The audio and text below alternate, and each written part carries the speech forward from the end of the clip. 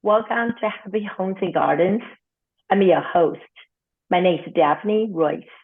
I am a real estate broker, architecture, and interior designer. Agnieszka Pilat is a painter who works with the sound of the most advanced robots. The National Gallery of Victoria in Melbourne, Australia announced in April 2023 that Pilat's 3 Boston Dynamics robot painting installations will be exhibited alongside with the Yoko Ono, Tracey Emin, and Schiaparelli for 4 months. Let's welcome Agnieszka. Let her share this exciting news with us. Hello, Agnieszka. Hi, Daphne. Great to be here. Thank you. Please tell us about yourself and how you started to create art with the robot. Sure. So I was trained as a classical painter. And first, I really liked comic books, actually. But then I transferred to fine art, to portraiture. And for the long time, I painted portraits of human beings. And then it occurred to me that portraiture historically really is all about power in society, aristocracy in society. And being in Bay Area, in Silicon Valley, it was very clear to me that it's the machine, it's technology, that's the aristocracy of now. So I started painting portraits of machines and technology, and that's how I entered into robotics ultimately. When I saw on your website displayed a past painting of a little ballerina, is that you? That's my little cousin from Poland. So I painted, a lot of them.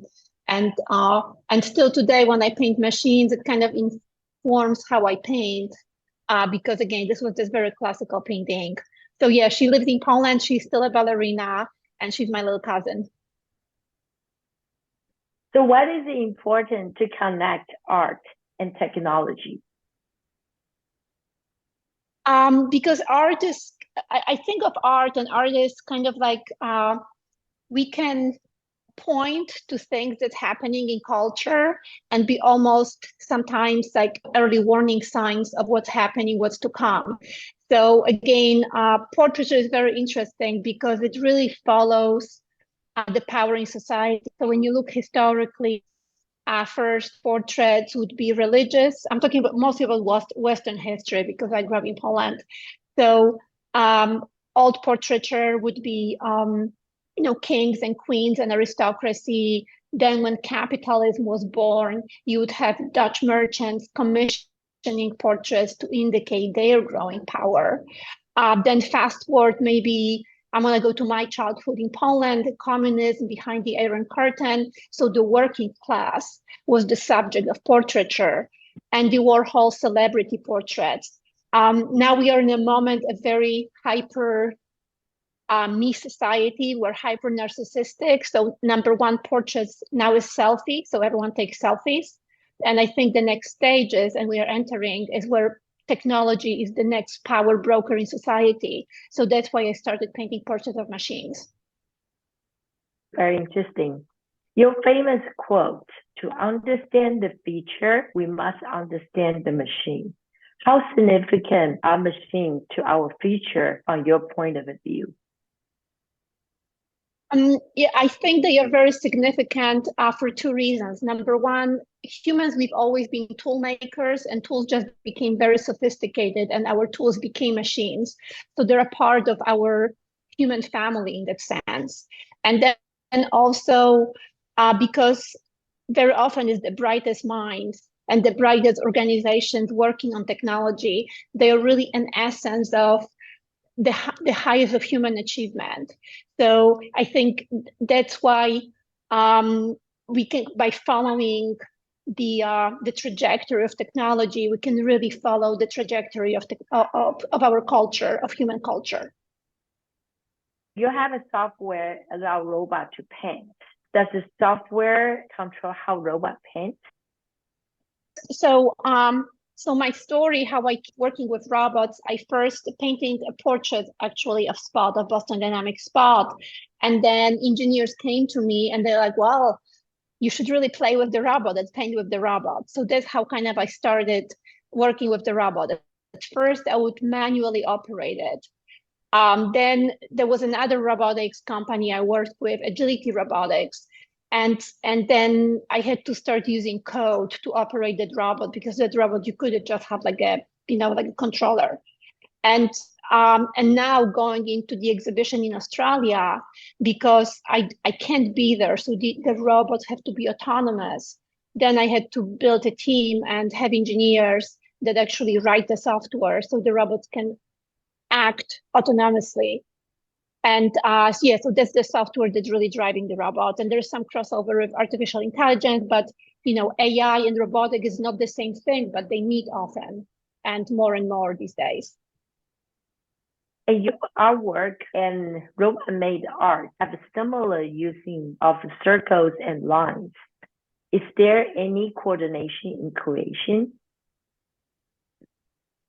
Yes, so there are two aspects why the work looks like that. So one of the reasons is I think of these robots as kind of young children, in quotes, of course, they are robots, they are not really humans, but their age, if I were to think about Spot in human years or robot years, I would think that's not an adult or not an old person, it's definitely a young child.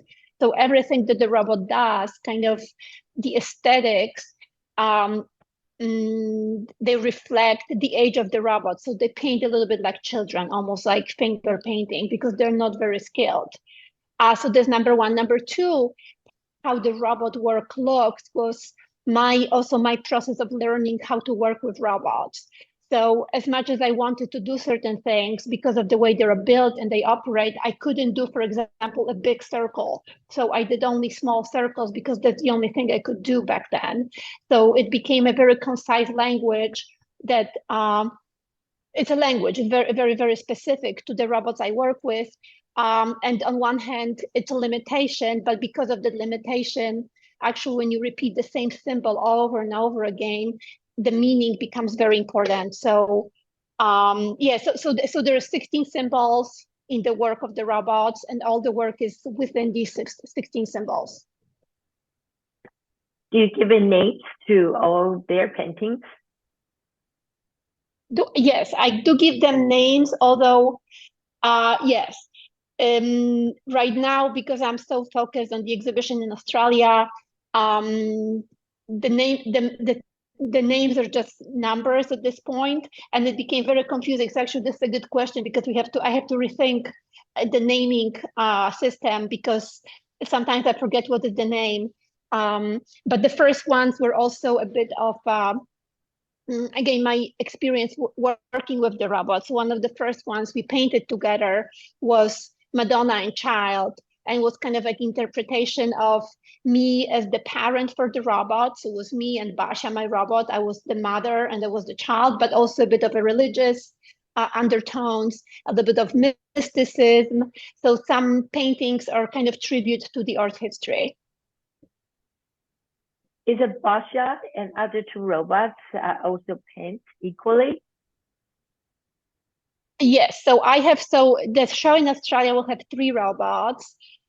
2 of them are mine. One is on loan from a university in Australia, and 2 of them will be painting, and the third one is more of a kind of narcissistic personality child that just walking around and will be posing for selfies and trying to get attention from the public. So, and that's Bunny. Bunny it reflects a bit of moment again in narcissistic, and Bunny is really embracing it. Wonderful. Why does robot-made art only use acrylics and oil sticks? Yeah, well, part of it just a practical reason. So I always do the ground in acrylic because it fast dries and it's a good ground for the oil sticks. And the robots don't use acrylic because I want to really use traditional materials. So oil stick is just, but it's actually very high quality European made oil paints. For me, that kind of jazz and mixing on old and new technology is very important to me. So, painter technology, and this is an important conversation right now because there is generative AI and there's been so much controversy, large language models using, or should I say actually image models training on art that's made by humans. And of course, there are lawsuits happening. But what's missing in that conversation is that artists always use technology. And from the most significant, of course, using a stick, first cavemen, when they started using a stick to make art, there was already technology. That's what we do as humans. The biggest disruption or change in art and technology were two moments in history. Photography was a huge disruption, but painting survived, even though, of course, there was a moment for painting that changed painting forever. And perhaps that's why we have abstract painting also, because painters were no longer interested in mimicking what's there because they just could use a photograph. And number two was Impressionism, actually. So before Impressionism, artists had to make their own paints by having pigments and oils and being really chemists very often in their studios. When paint tubes came around, artists were able to go out and paint outside. And there was a very big disruption also. And I'm guessing some artists maybe were also upset, like, well, so you're not making your own paints now? Are you still an artist? So these disruptions happen very often. So for me, working with robotics, I like mixing old technology and new technology, very, very traditional materials, and these would be oil sticks. For your painting, not robots, what kind of medium do you use? I use only oil paints and Belgian linen. I don't use any acrylic. And that comes a little bit from the fact that I think about these paintings as royal portraits, and they deserve the most expensive materials to really, as if the same way I would treat, or in the old days, a court painter would treat aristocracy, their patrons, the same way I paint my machines, using very traditional, very top quality materials. And actually right now, I have a studio at SpaceX, and I'm painting also in SpaceX, and I moved this even higher, more prestige by using gold leaf. So almost moving from just aristocracy toward religious paintings by using gold leaf. That's reserved only for, for gods and for royals who are also, godlike creatures. You were one of the speakers at Tech AI this year, and you are currently a guest artist at Agility Robotics and SpaceX. Can you share your experiences? Yes, so TED AI was a wonderful group of people, very honored to have spoken there. And my whole talk really was about thinking of artificial intelligence as a collective child of humanity, and how it's very important how we behave online versus in real life, because AI is learning about humanity, observing what's happening online. So that's one problem. Even though I am tech optimist, I'm very pro technology. I think the problem with AI, large language models are flawed because human beings, we don't live on the internet. We live in real life. So when you have AI, narrow, human experience, which is not always the nicest experience. And in fact, at TED, I get an example that when I'm outside with my robot, people are really nice and they ask questions, they're curious. As soon as there's videos of me walking down the street with the robot, the experience, very mean comments appear. People start accusing me of surveillance, robots taking over, and that doesn't make any sense. But the problem is that the internet is watching these mean comments, and that's where the language models are learning from, and this is what AI is learning from. So it's important that as humanity, we start really be very careful how we behave online, because this is what AI is training on.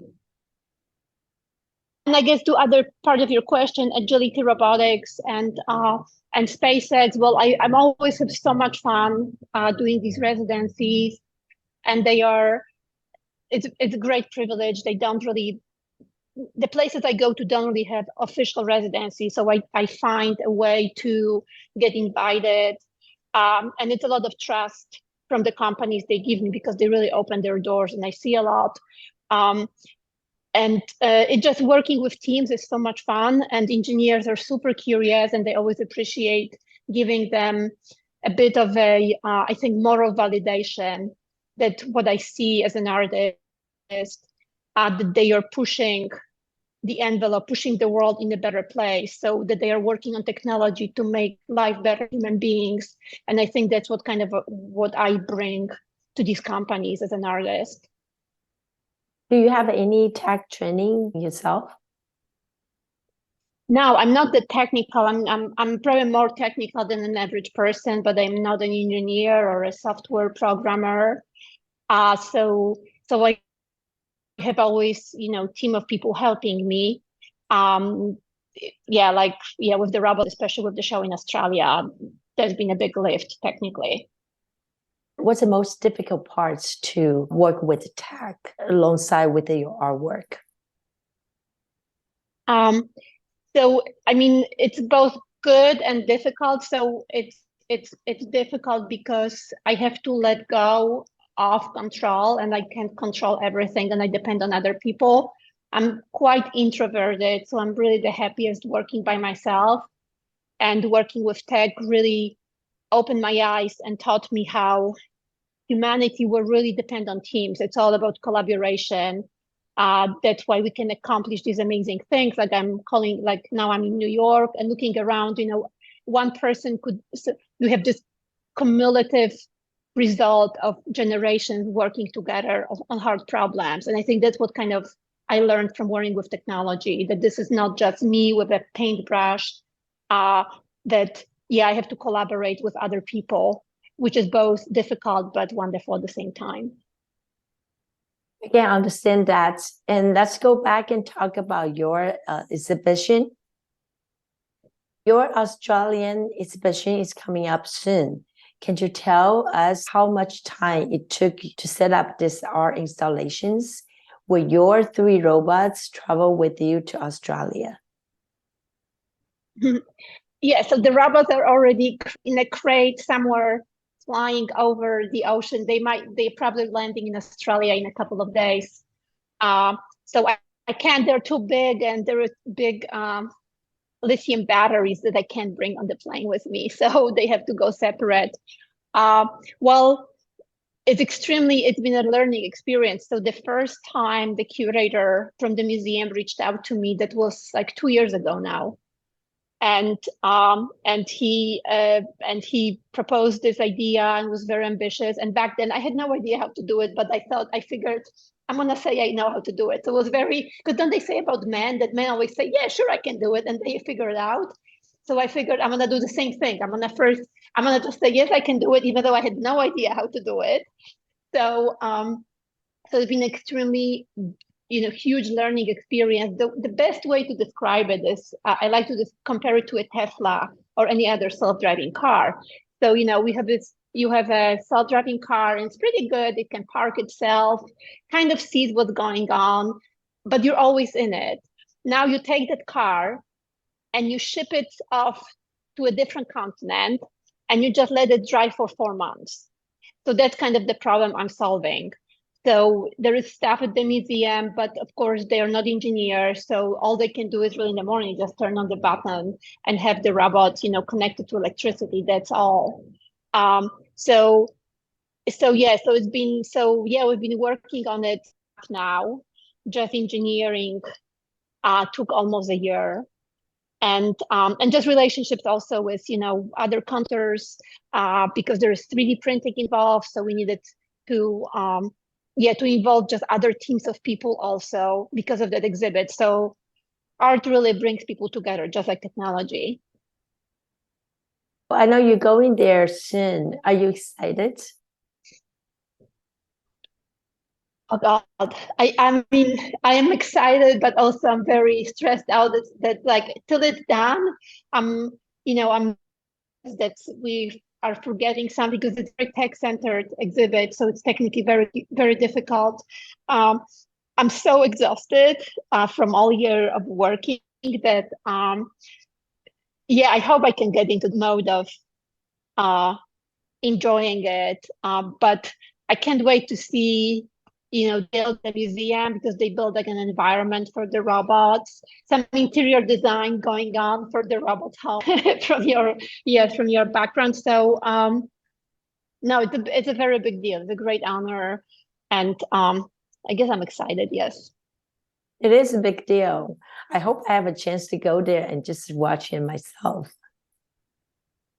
It's up for 4 months. So it opens December 3rd and it's running through April 8th. And so the first day you come in, it's like white cube, there's nothing there. And the robots are autonomously making work during 4 months. So, and there's and again, one robot bunny, kind of more of a prima donna walking around, and 2 robots are working, moving stuff around once it's open. May I ask you, what would the robot made? Was purpose to create art, or they had other purpose? So it's mostly to make paintings, to create art. But of course, what it really means is it's asking a lot of questions about human creativity, what it really means. Should we be making art if like robots can make it? But with AI, starting to realize we have patterns that are quite predictable, and AI now can mimic these patterns. So I think what's interesting for me working with technology and artificial intelligence is asking a lot of questions about what does it mean to be human, what does it mean to be creative, how we also run on program. We are very also, just turnkey and kind of autonomous the same thing over and over again. So I think it's a lot of questions about humanity. Please share how people can contact you or find information about your Australian exhibition. Sure. So ideally, the best thing is stay in touch and follow new stuff. It's always my Instagram account, which is my name, Agnieszka _Pilat. Should I spell that out? AGNIESVKA _PILAT. That's my Instagram, just to stay in touch, or you can go to National Gallery of Victoria website and and come in December. December 3rd is the opening. Okay, I will link your Instagram account, your website, and also the Victoria exhibitions information in this interview. Thank you. Thank you. Thank you so much, Agnieszka. I really appreciate your time and those information for listeners. Thank you, Daphne. I appreciate. Thank you.